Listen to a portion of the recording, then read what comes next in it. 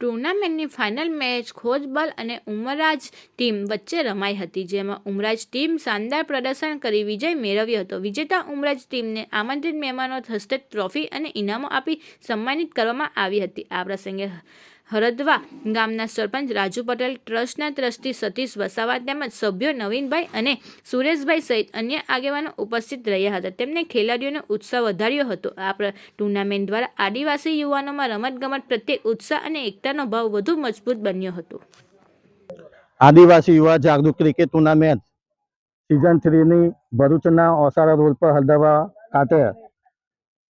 ગામ ખાતે ઓપનિંગ કરવામાં આવ્યું હતું. આ આદિવાસી ટુર્નામેન્ટમાં લગભગ ભરૂચ જિલ્લાની 32 ટીમે ભાગ લીધેલો હતો અને આજે ફાઇનલ મેચ રમાઈ હતી. એમાં ઉમરા ટીમ વિનર બની હતી, જેથી આ ઉમરા ટીમના તમામ ખેલાડી અને શુભેચ્છકોને હું એમને ખૂબ ખૂબ ધન્યવાદ કરું છું. જય જોહાર, જય આદિવાસી.